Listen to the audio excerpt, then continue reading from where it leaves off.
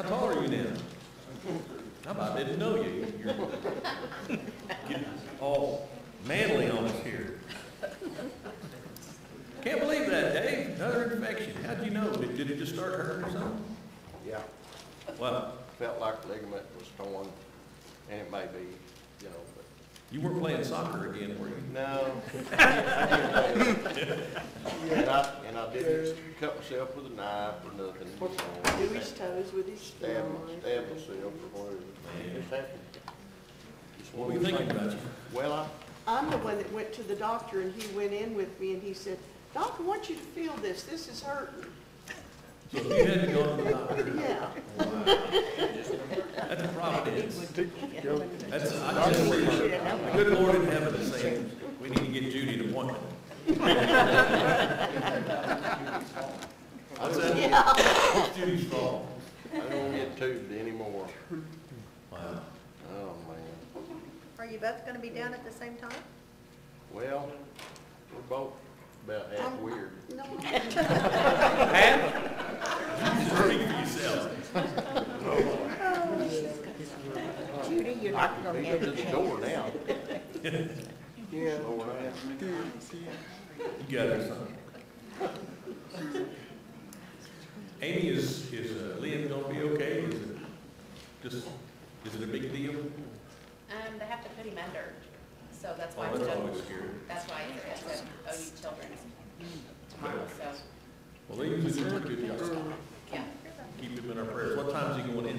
So, I believe Jay said they have to be there at 7:30, so we're going about 6:45. Okay. So y'all heard that. Set your alarm, get up about 7:30 and say a prayer for Leah. All right, we're in Ecclesiastes. We're back in Ecclesiastes. Chapter 2 is where we are tonight.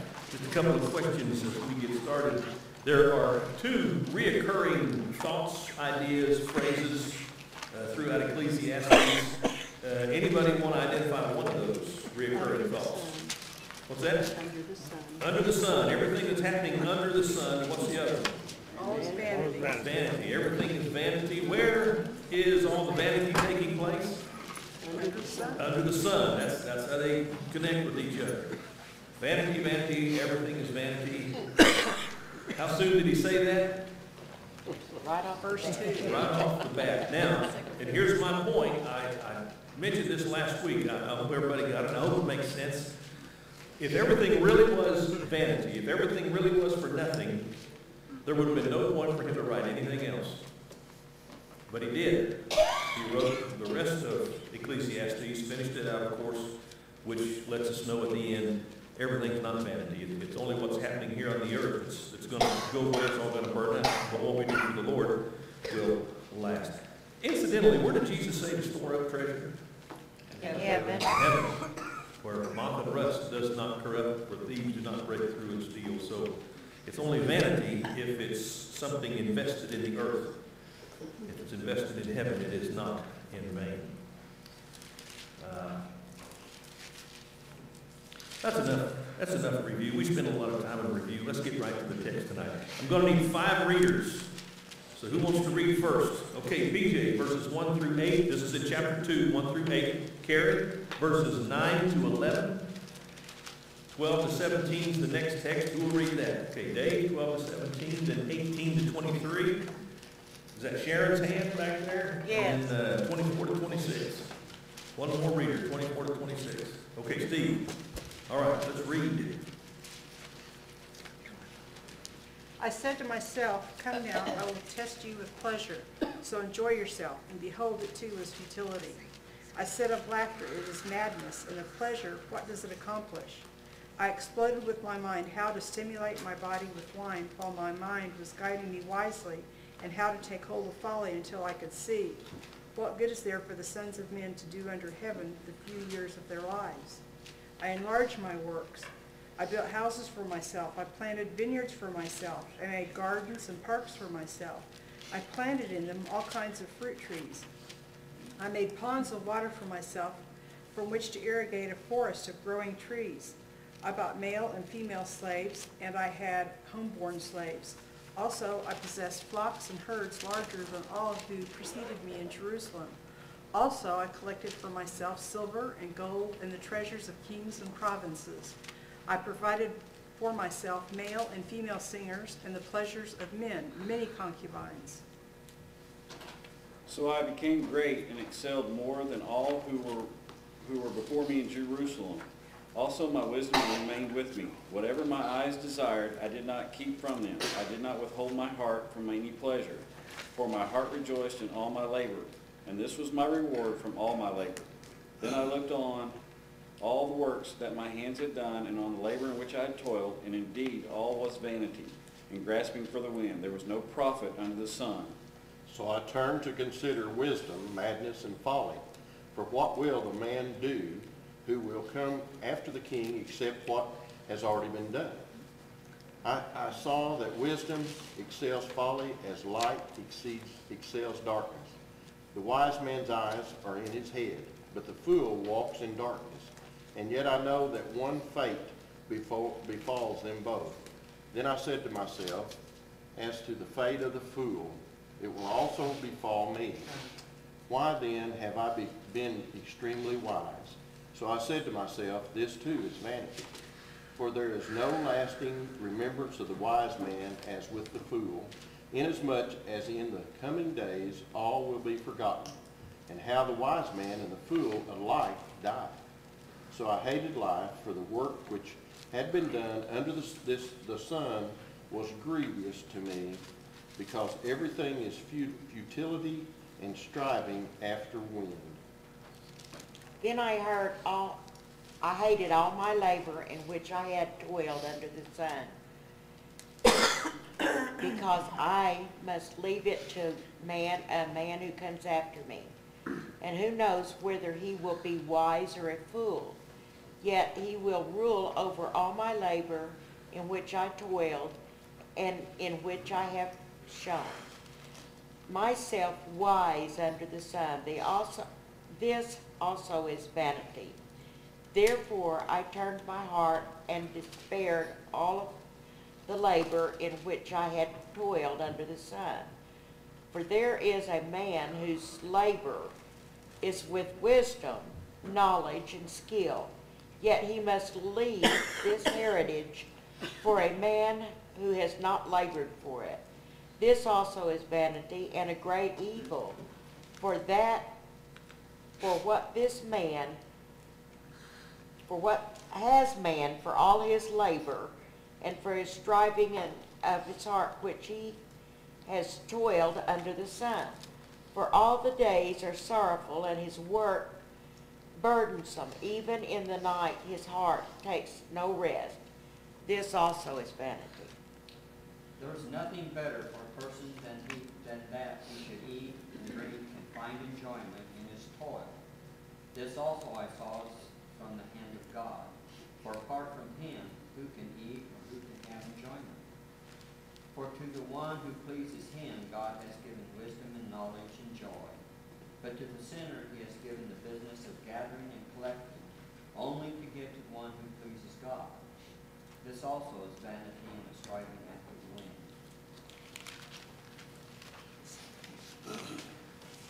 What did Solomon decide to test himself with, as he put it, as we begin the second chapter? What is your translation? Pleasure. Going to test myself with pleasure. So everything he does from there on out that he describes is actually research. That's why he had 300 concubines. That's why he built ponds and put trees in place. Now, it sounds funny, but really that's essentially what he's saying. He's got all this wisdom from God. By the way, Rusty, can you tone that down just a bit? That's pretty heavy. Is that distracting to you all? I don't know what it sounds like to you, but it sounds kind of heavy. Is that any better? Are we closer to, okay, that's good. That's better. He says, right off, I'm going to test myself with pleasure, so enjoy yourself. And then he says, this too is futility. It's vanity. And then he goes on to describe exactly what he did, so we'll have a good idea exactly what he's saying. Because we might say, well, you tested yourself with pleasure. You wouldn't do it like I did, but this is what he did. He says what he did. I explored with my mind how to stimulate my body with wine, How many different kinds of wine do you think he had? And how much of it do you suppose was the really good stuff? I mean, if it was good, if it was top of the line, that's what Solomon would have had because he could afford it. So he had the best of the best in everything, and he did, of course, I'm sure, with this wine. And he says, I explored with my mind how to stimulate my body with wine while my mind was guiding me wisely, and how to take hold of folly until I could see what good there is for the sons of men to do unto them in a few years of their lives. Now this is another clue as to the vanity idea. The few years of their lives.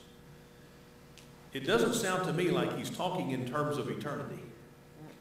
He's talking in terms of the few years of their lives that they have where? Under the sun. So, like we were talking about last week, how many of our relatives do we know from 100 years ago? And if we know some of those, which we might, how many do we know from 200 years ago? And then you go back 300. Well, you see where this is going. We live our lives, and whether we live 50 or 100 years, we die, and eventually, we're pretty much going to be forgotten. I'll always remember how sad I thought it was, because when I grew up in southern West Virginia, there's cemeteries all over, because it's hills, and you go up on a hill. You have what's called benches. If you haven't lived in the hills, you might not know what a bench is. But you go up on a hill, and you get to a flat spot, well, that's a bench. And that bench will kind of run along the side of the hill, and then you climb up a little farther, and you get to another bench. And the second bench is usually narrower than the first bench, and on the higher you go, the narrower the benches are. But anyway, usually on that first bench, there would be a cemetery, and it's usually a family cemetery, because people settled there a couple hundred years ago, and they needed a place to bury their dead, so they just go up on the hill behind the house, clear out a place, and bury people. And there were these stones up there, just sandstone that somebody had shaped and put in place, and that's all it was. All the writing, if there ever was writing on it, was worn off. And so I'd go up there and I'd look, well, there's a grave. Somebody's buried there. Who knows who it is? Nobody knows who's buried there. They're just forgotten. And I think, well, this is sadness. It's a lonely place up here, and there's people buried and they're totally forgotten. That's what Solomon's talking about. Rich or poor, no matter what you do in life, you're eventually going to die. You're going to be forgotten. And so whatever you've done under the sun is for nothing. No matter how long or short your life is. It's all about the vanity of what's happening under the sun. What kind of things did he do? What does he describe that he did to pursue pleasure? Gardening. Gardening, okay. Fruit trees. Fruit trees. Planted water. Vineyards, had ponds. About slaves. Slaves, male and female slaves, homeborn slaves. Amass gold and silver. Yes, gold, silver, whatever was valuable. Singers. Singers.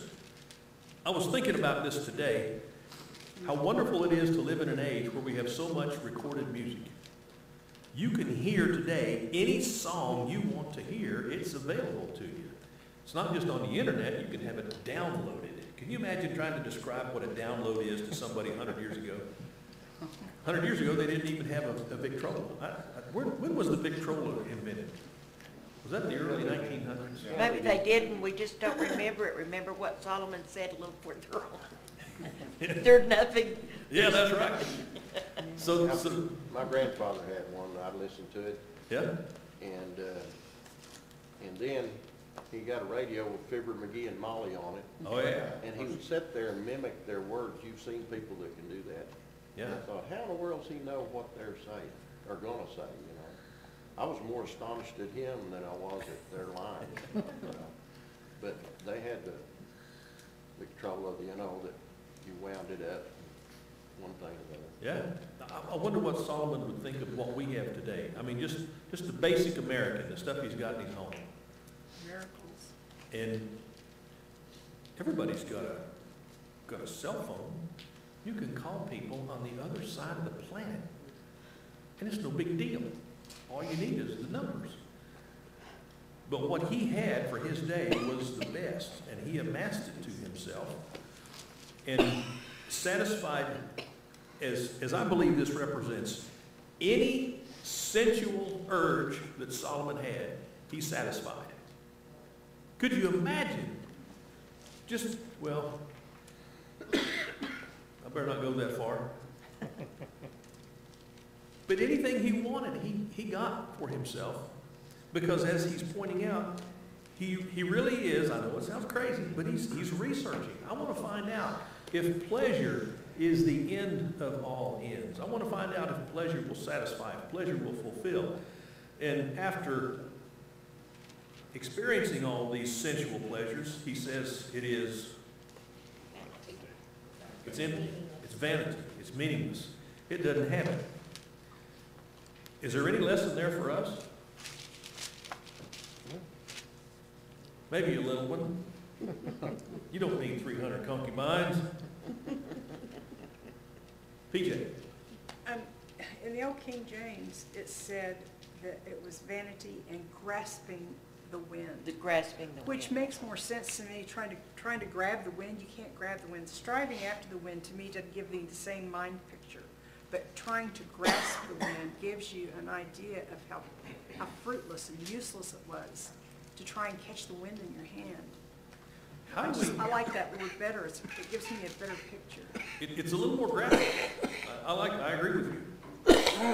Do we do that today? And if so, how do we see people doing that today? Or maybe in your own life, do you ever find yourself grasping? Don't. You hear a lot of people think, if I just win the lottery, I'll be happy. Or if I just reach retirement, that's when I'm going to be happy. Yeah. Well, if I get this, or I get that, or I go do this, and when I reach this point, oh man, I got it made. I mean, it's like that guy that's got his barn filled up with everything, and now I can take my ease. We're never going to be satisfied. I don't care what it is that comes through our hearts, whatever it is that comes in our minds, that's the thing we think that's going to make us happy. We're always trying to reach a point, but when we get there, it's like, what's next? Right. What's next? We're always wanting that next thing, and we're never satisfied if you really think about it. Yeah. And how many times have we seen people, they come into some kind of wealth, and then they have to go do something. And I'm thinking, why aren't you sitting home watching TV and eating chocolate? You got lots of money. You don't have to do anything, but they gotta get out and they gotta do something, because it's the doing of things that gives us any sense of significance. And it's a false pursuit to think that that's it. But as long as we're doing something, we think we're significant. What's the only thing in the universe that gives us significance? It's not a thing. Hope of eternal salvation. It's God. What's that? I said hope of eternal salvation. Okay, that hold of eternal salvation is what we get from God. It connects us to God. And that's the only thing that really gives us any lasting significance, because everything else is vanity, because everything else is going to come to an end. It's going to come to an end. It's going to be forgotten. It's going to be for nothing under the sun. It's only what we do for God that will last. Now, we haven't quite gotten to that yet, but we will, even at the end of this chapter. And what Don was talking about, it doesn't start when we get to be adults. We start that stuff when we're kids. When I get to be in the first grade and go to real school, I'm gonna be cool then. Then you get to first grade. Oh, the second graders are big kids. I can't wait to get to second grade. Then it's junior high, then it's high school. When I get to high school, yeah. And then you're in high school, so, oh, when I get to be a junior or a senior, and then you're a senior, oh man. When I get to college, when I graduate from college, when I get my first job, then you get your first job. Oh, when I get the supervisor's position, then you get the supervisor's position. That's the way it works. That's what Don's talking about. You never get to the point where you say, I have arrived, and I'm happy. I thought it was when my kids left home. Yeah, really. Excellent point. Always come back. It's always. Well, Marty, you kind of do reach a point where you are happy. Yeah. I mean, there is nothing more beautiful to me than to sit on my front porch of a morning and look at all the things that God's made, and it fills your heart with gladness. But if you didn't have the attitude that you're looking at the beautiful things that God has made, you would probably, and of course this is speculation on my part, but I'm just looking at the way other people, you'd probably be thinking, man, I don't have much time left. I've gotten to the point where I've raised my children, and I didn't mean that the way it sounded. Thanks for pointing that out for her, though. I didn't catch that, Laura. I don't want to miss the good stuff. What'd you say? I said, thanks for pointing that out for her. Oh, yeah. No problem.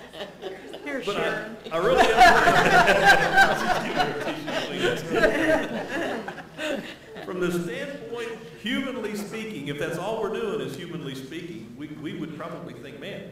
Well, I remember when I was in my teens, I loved hunting so much, I got to figuring out, okay, if I die when I'm 70, like Psalm says, God gives us 70 years, how many hunting seasons do I have left? Really? You think it's crazy, but I counted them up. I got about 2 years. That's all I got to get busy. I don't How have many that you got many left now? seasons left. That's just the way you look at life, unless you have a perspective like that I'm going to look at the creation because my Father made this, and with that, you know, even when I get to the point where I'm going to leave this, I'm going to the guy that made it. Spoke it into existence, and he spoke it into existence for me, so I could be happy with this. What's he going to have on the other side? Now that kind of a perspective takes everything that's vain and empty in this world and gives it meaning. Without that perspective, everything is empty and meaningless in this world. Have you ever heard of, I know this sounds crazy, but have you ever heard of a professional athlete killing themselves with drugs and alcohol? Have you ever heard of somebody famous and rich, like a movie star, having a bad marriage? Or bad kids? Well, I'm not going to say anything about bad kids, because what's that they say, the jury ain't in yet. Ours are still alive, and they can do anything. No, but what I'm saying is, we look at people that we think have got it made, but if they don't have God, they don't have anything made. And no matter how much money you've got, how much fame you've got, how many people are listening to your opinion, even if you're just a movie star, and people want to know your political views, which doesn't make any sense at all to me. It's total vanity. It's all for nothing. It doesn't matter how big and strong you are, and how fast you can run, and how many footballs you can throw or catch. If you don't have the Lord, you got nothing, and all your life is meaningless and empty and vain. And that's why they wind up having horrible lives and killing themselves and doing crazy things that destroy themselves because they don't find meaning with God. And this is what Solomon is leading us to. He says, I was the king, I was the richest guy on the planet, and I brought everything to myself that I wanted, and I found out that there's nothing in it. There is nothing in it. No fulfillment, no happiness. That's just what he found to be true.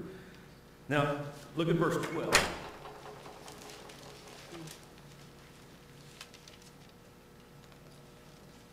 I turn to consider wisdom, but not just wisdom, madness and folly. For what will the man do who will come after the king except what has already been done? And I saw that wisdom excels folly as light excels darkness. Now stop and think about that. If that is true, could everything be vanity? No. If there's a qualitative difference in wisdom over folly, logic and reason tells us that everything cannot be vanity. Because if wisdom excels folly, and it's just vanity like folly is vanity, then how could it be true? Does that make any sense at all? Wisdom excels folly like light excels darkness. And yet, even though wisdom is way out ahead of folly, does he find fulfillment in wisdom? Didn't find fulfillment in wisdom. Verse 14, the wise man's eyes are in his head, but the fool walks in darkness. And yet I know, what does he know? Same fate. One fate befalls them both. The fool is going to eventually die. The rich man is going to eventually die. The wise man is going to eventually die.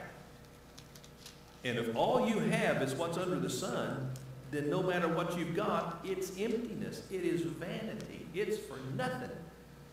You can live rich and die rich. You can live famous and die famous. You can live poor and die poor, whatever. You can live wise and die wise. It's for nothing if under the sun is all you got. I said to myself, that always reminds me of that Bill Cosby thing. I said to myself, I said to myself, as is the fate of the fool, it will also befall me. Why then have I been extremely wise? I said to myself, this too is vanity. There is no lasting remembrance of the wise man as with the fool, inasmuch as in the coming days all will be forgotten, and how the wise man and the fool alike die. So I hated life. Now hold on. He hates life? He's got ponds, he's got vineyards, he's got the best wine, he's got all the knowledge of the world to give him all the wisdom of the world at his feet. He's got any woman he wants, any time, day or night. He's got all of these things, and yet he hates life. How can you come to the conclusion that you hate life if you have all of that? Billy? Marty, when I read that right there, it takes me back to Proverbs. The wisdom, the understanding, is where we stand. That we can understand and enjoy life in that type of wisdom and understanding and discernment under Proverbs back here, because we know there's more to life than just what he's offered himself here. There's eternal life. But yet he has not figured that out here. He's still in the physical form of the world, and everything I wanted to do and had the money to do and satisfy myself is falling. But yet in Proverbs, which we're studying Sunday mornings, you find more wisdom, understanding, and discretion in that, where Solomon says, my son, incline thy ear to thy word, listen to thy mother, do these things, follow straight paths, don't follow wickedness, because he's understood those things will kill you and lead to eternal destruction, where if you do the wise thing, you will lead to eternity to heaven. I don't know. You have to balance the two there. Mike will be next. I know I saw that hand. I don't know that Solomon begins writing this. Of course, he's inspired by the Spirit to write. But I don't know that he begins to write without the information that he has at the conclusion. I think he already has figured it out.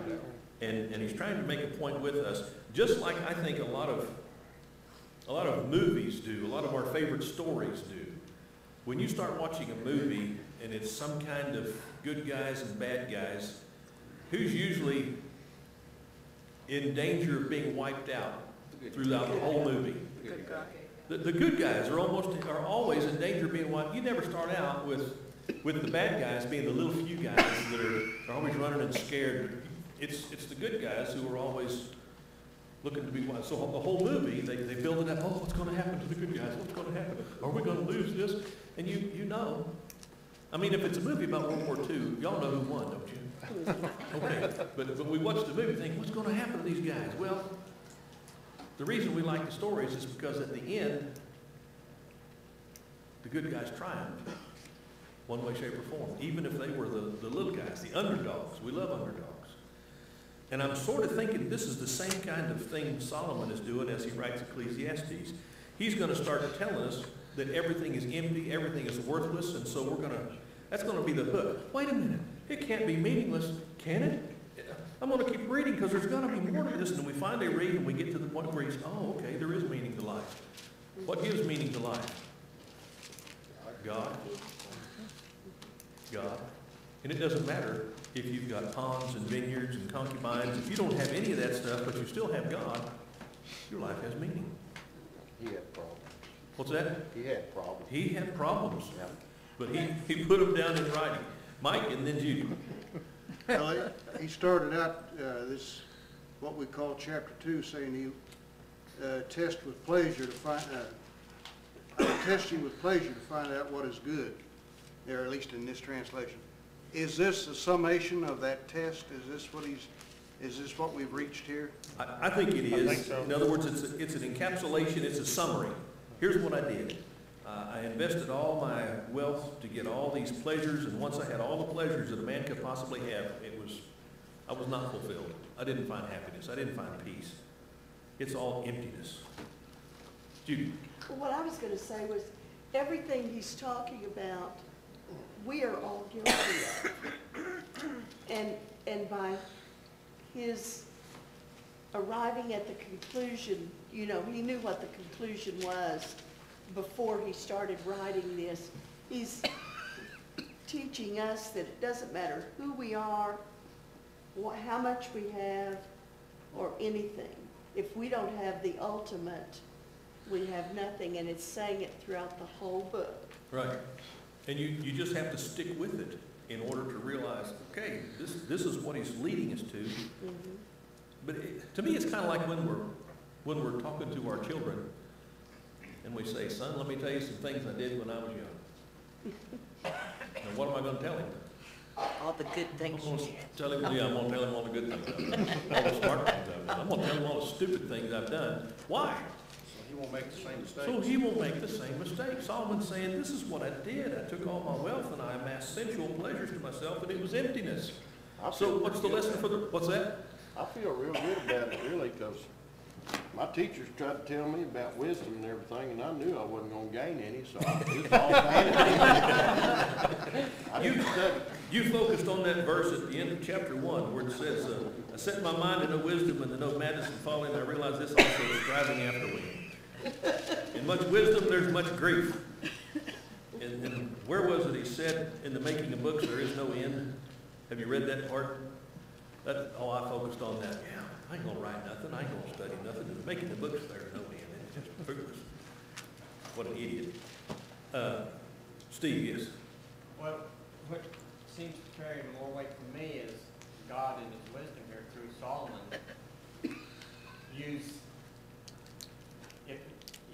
one rich man might say, well, I can get satisfaction and pleasure because I'm richer than you, or I can get richer than you, whatever.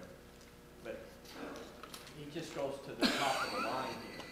There wasn't anybody richer than Solomon. There wasn't anybody wiser than Solomon. He had all of these things, and you can go to the history book and find it out, and no one had the power that one man had at that time. All of that. And he's tried everything that our minds would imagine. And we might as well say, I'm not going to be as wise as him or as rich as him. And he's already found out the conclusion. He's tried it. Right. So don't even start down that path. He was at the end of it. He was as far as you could get on that path. And he said, there's nothing to this. When you're driving down the road and somebody flashes their headlights at you, what do? Slow down. Check to see if Why do you slow down or hit the brake or check your speed? Because you're The speeding. police officer had He's warning you that one of these no good policemen. We're afraid Gary's gonna be over Yeah, there. we're afraid Gary's up there. And he usually is. Yeah. Right, yeah. There's something up here. Yeah, here's the warning. I can't tell you what's going on, but something's up ahead, and you need to be careful, you need to be cautious, you need to do everything just the way you're supposed to do it, because there's something up ahead. And Solomon is saying, hey, not only is there something up ahead, don't even go down that road. This is not where you need to be. And consider this. Solomon didn't just have all these things. He brought all these things to himself for the specific purpose of finding out, can I satisfy myself with all of this stuff? It wasn't just some haphazard college-age party time. This was, I call it research. That's what I call it. But that's what it was. He said, I said to myself, come now, I'm going to test you with pleasure. And that's what he did. And he said, hey, it doesn't work. It doesn't work. Who was it that said, there are a lot of great plans that don't work? And that's a pretty good saying. Was it, I think it was Thomas Edison. He was questioned about all of his failures in trying to make a light bulb. And he said, it wasn't X number of failures. It was X number of times that I realized this isn't the way to go. And he didn't say it exactly like that, but that's a paraphrase. You do, when you go home tonight, get on Google and look up quotations, and then under quotation place, look for Thomas Edison, and you'll find that quote, and you'll know what we're talking about. So he's amassed sensual pleasures and he's amassed wisdom, and none of this stuff has any meaning for him. So you look at verse 18. I hated all the fruit of my labor for which I had labored under the sun, for I must leave it to the man who will come after me. Now, where is it that it said that? It's probably going to be somewhere down the road. Verse 18. Yeah, verse 18. Well, yes, I just read that. Verse 18. Verse 18. Yes, 2:18, I just read that, I know. But I didn't communicate very well when I said, where was it that I read that? But what, okay, yes. If, is that really the front? Really? That's it. All is vanity. Yeah, all is vanity. If you had all of these things, and somebody told you, when you die, it's going to be all over, there's a temptation to think, well, okay, if I know it's going to be all over, totally all over when I die, I'm going to be annihilated when I die, so I'm just going to enjoy myself until that time comes. How could you enjoy yourself until that time comes? That's what Solomon is saying. There's not even enough satisfaction in social pleasure or in the wisdom of the world to give you any kind of peace until the end, if you know that when you get to the end, it's the end. I think one of our problems is, as humanity, is that we just don't look far enough down the road. We tend to think in terms of, what am I going to do next? What's going to be my next pleasure? What's going to be my next fun thing? And that's sort of what we go to, the next fun thing. We don't think in terms of what's going to happen as a result of me doing this next thing. If people who are in prison right now, if you could interview them and say, what did you think was going to happen when you started this life of crime? And they'll probably say, well, I didn't start a life of crime. I just thought I'd try drugs one night. Or I thought I'd make a little extra money by knocking off a liquor store. I don't think there are very many young men, or young women for that matter, because you see a lot of those on the news anymore, who get up one morning and say, hey, you know, I think I'll be a career criminal. Does that happen? Does it happen, Boyd? Or do they just mostly fall into it? Am I out of my head with what I'm talking about? Or? The vast majority just fall into it. Yeah. There's a few that go for the 15 minutes. Okay. But there's the exception. I would say most of those guys, they don't look very far ahead to see what's going to be the result in the long term of my choices today. And Solomon's trying to get us to see, don't think in the short term. Think in the long term.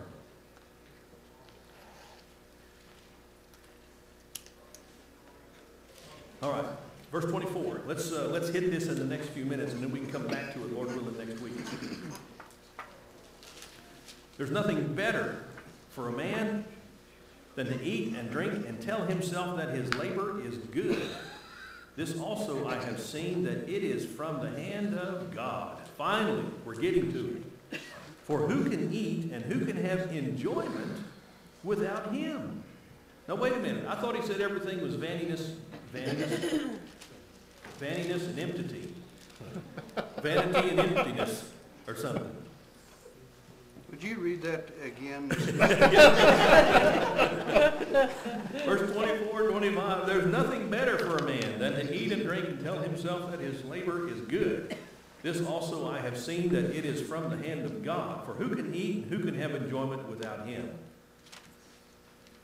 Well, he's coming to his senses, Marty. He's realizing what I've tried to do means nothing unless there is God.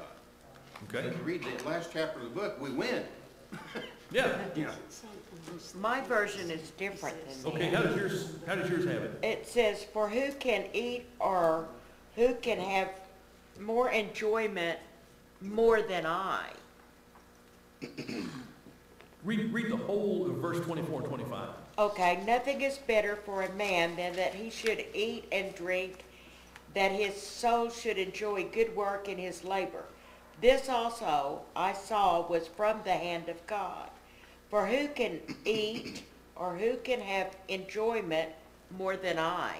And there's a question mark after it. Oh, okay. This Well, because translation, it's a question. this translation is similar, but it says a man can do nothing better than to eat and drink and find satisfaction in his work. This too I see is from the hand of God. Now, in other words, in this instance, this translation is saying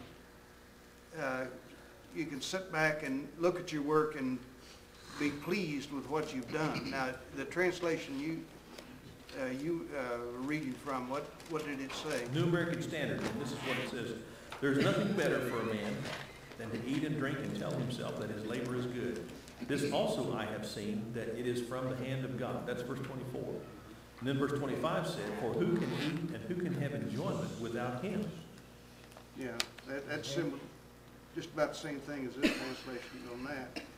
But So Solomon isn't being specific about the eating and the drinking. He's not saying it's the best food or it's the best drink. He's just saying it's a meal. It's the life that God has given us, the gift that he's given us. We're to enjoy that life. And it's, Be content. be content. Right, be content. And what gives contentment is this realization of God. Yeah. That there's something that pulls everything together and life is not meaningless. Don? That was what Sharon was saying at the very beginning. Why she's content is because she can sit on her front porch, look at the evening, look Right. at that, because she's thinking about God and what he's given her. I don't mean to talk about someone on their deathbed, but, you know.